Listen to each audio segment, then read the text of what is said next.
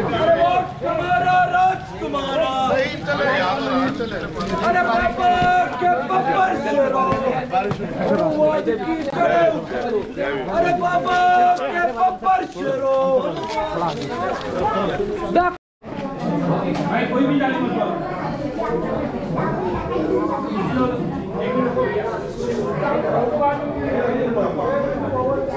मत ये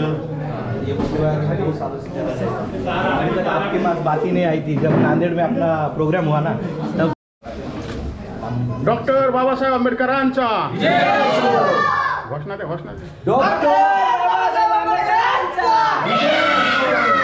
भगवान गौतम बुद्धांचा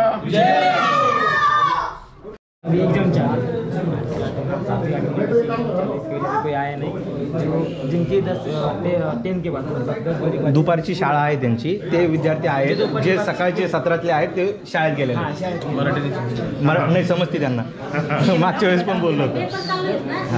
मैं समझ गया हूँ पेपर चालू है 10 बजे के बाद जो है जो आज हाँ जिनकी बच्चे पेपर देने गए। अच्छा ऑब्जर्वेशन किस चीज पे? ऑब्जर्वेशन तुम लोगों को देखते हो तुम्हारे पापा क्या करते हैं? पापा तो रात में ड्यूटी करते। क्या ड्यूटी? जागरण। ठीक है वो सब चीजें होनी चाहिए प्लस आपके अंदर लगन होनी चाहिए। ऐसे आपने एक बात बड़ी अच्छी कही दूसरों की गरीब आप देखो मैं समझता हूँ खुद गरीब हो ना तो गरीब होके और किसी गरीब की मदद करना सोचना ये बड़ा महत्वपूर्ण है। तुम चाहते हो ना गरीबी खत्म हो जाए? यस। कैसे हो सकती पता है? जब जो बड़े इंसान थे उन्होंने हमें लूटा नहीं तो हम भी एक दिन अमीर बनेंगे। अमीर नहीं बनेंगे हाँ यही समझाने की जरूरत है। देखो मेरे पास कुछ पैसे हैं मैं तुम सब लोगों को बांट देता इससे तुम अमीर नहीं होंगे। अमीर कैसे होंगे पता है? जब आप अच्छी एजुकेशन लोगे शिक्षा हथियार समझ रहे हो उस हथियार के जरिए आप अच्छी पढ़ाई करके अच्छी नौकरी करके अच्छा बिजनेस करके या अच्छा अपना कोई प्राइवेट काम करके आप पैसे वाले भी हो सकते हो और आपको सम्मान भी मिलेगा। समझ रहे हो? शिक्षा एक ऐसा धन है जो कोई आपसे लूट नहीं सकता। जैसे आपकी जेब में रखी कोई भी चीज़ कोई लूट सकता है चोरी कर सकता है लेकिन आपके पास जो शिक्षा एजुकेशन है उसको कोई नहीं लूट सकता है। ठीक है तुम अच्छी पढ़ाई करनी है पढ़ाई से भागना नहीं है। जैसे आजकल के बच्चे स्कूल नहीं जाते ना भागना नहीं है उसको एंजॉय करना है क्योंकि हमारे जो मुक्ति के रास्ते हैं वो पढ़ाई से खुलेंगे। हमारी जो परेशानियां जो हमारे लोगों की है वो जो तुम गरीब देखते हो उनकी जो परेशानियां वो उसके दरवाजे कैसे खुलेंगे कि परेशानियां खत्म हो जाए वो शिक्षा से खुलेंगे। सोचो तुम पे बहुत सारे पैसे और तुम्हें पता ही नहीं उन पैसों को करना क्या है तो भी खराब हो जाएगा। समझ रहे हो? अच्छी पढ़ाई करनी। तुमने क्या नाम बताया था? केतन है? केतन कमलाकर खरात। अच्छा केतन कमलाकर खरात। तुम क्या बनोगे पढ़ोगे? पुलिस? करप्ट हो रही है आजकल भ्रष्टाचारी पुलिस तो नहीं बनोगे हैं? अच्छे पुलिसमैन बनोगे अच्छे वाले हैं जो गरीबों की मदद करेंगे। और तुम में से कोई गुड़िया खड़ी जाओ एक चलो बैठ जाओ तुम दोनों तो बैठ जाओ बसा खड़ी जाओ। हेलो क्या नाम है? भाग्यश्वरी भाग्यश्री। अच्छा किसने रखा नाम किसने रखा? मम्मी क्या करती है? घर पे ही कहीं और काम पे जाती है? मजदूरी का। पापा क्या करते हैं? वो मजदूरी करते हैं।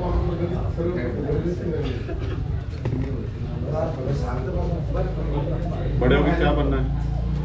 मेहंदी किसने लगाई तुझे? हाँ मेहंदी किसने लगाई?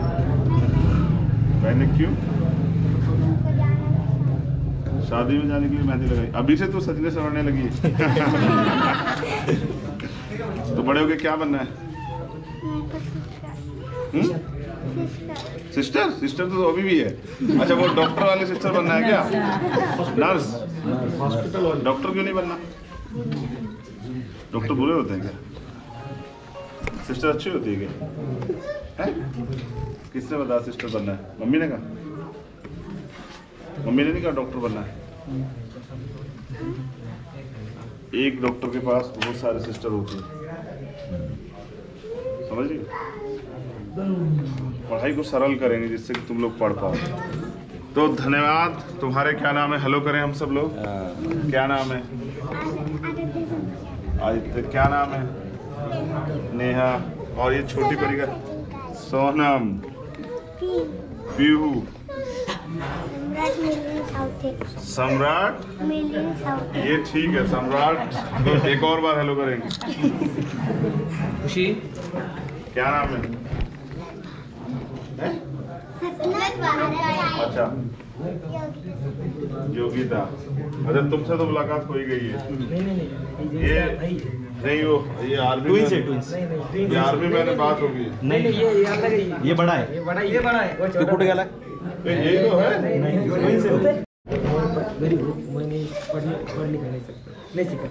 मेरे सीखी कि अपने जो अभी जो जितने भी आप लोग रहते हैं मेरे इसलिए नहीं रहना कोई बोल कर सब लोग बर्तन तो मेरी कैसी चलो मैंने पढ़ मेरी उम्र तो हो गई इससे आगे जाकर सर एक मिनट सर, कैसा लगा आपको भीम आर्मी की शाला में आके? हाँ, भीम आर्मी शाला की क्या कंसेप्ट, क्या कहेंगे इसके बारे में? देखिए, मैं समझता हूँ हमारे बीच आकाश है। आकाश हमारे यहाँ के नगर के अध्यक्ष हैं और मुझे पता है कि पिछले 2 साल से पाठशाला चला। बेसिक पाठशाला का कॉन्सेप्ट ही हमारा सबसे मेन काम है भीम आर्मी के लोगों का। तो जब हमने शुरू किया तो हम पाठशाला चलाते थे, क्योंकि हमने देखा कि एजुकेशन, बाबा साहब ने हमें हथियार दिया है आगे बढ़ने के लिए, तरक्की करने के लिए। सामाजिक और आर्थिक परिवर्तन, इसको समझने के लिए ज्ञान की जरूरत है। ज्ञान कहाँ से मिलेगा? वो शिक्षा से, पढ़ने से। लंबे समय तक हमारी पढ़ाई के रास्ते बंद करके रखे गए, तभी हम इस देश में गुलाम रहे। जब हमें लॉर्ड मैकाले की एजुकेशन पॉलिसी आई, मिशनरी स्कूल आए, तो राष्ट्रपिता ज्योतिबा फूले पढ़े, बाबा साहब अम्बेडकर पढ़े। जब वो पढ़े तभी वो चीज़ों को समझ पाए कि हम इस देश में गुलामी का जीवन क्यों जी रहे। उसके बाद उन्होंने संघर्ष किया। छत्रपति साहू जी महाराज ने इस पर बड़ा काम किया, माँ सावित्रीबाई फुले ने इस पर बड़ा काम किया, माँ फातिमा शेख ने इसमें बड़ा योगदान दिया। हम उन्हीं के मिशन को आगे बढ़ा रहे हैं, उन्हीं के आंदोलन को आगे बढ़ा रहे हैं। हम शिक्षा की वैल्यू समझते हैं। हमारे यहाँ कहावत है यूपी में, काला अक्षर भैंस बराबर। अगर आपको ज्ञान नहीं तो आपके आगे कुछ भी लिखा हो सब बेकार है। अब हम एजुकेशन को हथियार बना के उसके जरिए आगे बढ़ रहे हैं। जैसे मैं खुद वकील हूँ, तो मैं समझता हूँ कि अगर मैंने एजुकेशन ना ली होती तो मैं अपने लोगों के हितों के लिए बोल ही नहीं पाता, मुझे जानकारी नहीं होती।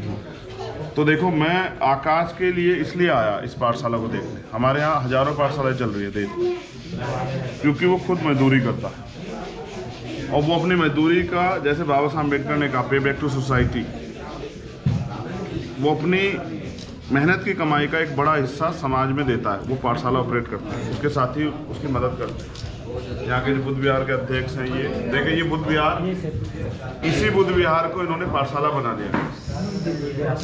ये हमारी धार्मिक जगह है, लेकिन इसी धार्मिक जगह से साधन कम होने के कारण हमने इसी पाठशाला बना के यहाँ के बच्चों में, ये पूरा स्लम्स एरिया है, उनको बेहतर एजुकेशन मिले और वो पढ़ के अपनी जिंदगी में कामयाब हो जाए। हमेशा उनका हाथ ऐसे ना रहे। अच्छे एजुकेशन लेंगे, जॉब्स करेंगे, बिजनेस करेंगे, अपना कोई प्राइवेट रोजगार करेंगे तो कुछ पैसे कमाएंगे तो सम्मान से जी पाएंगे, सुविधाएं आएंगी।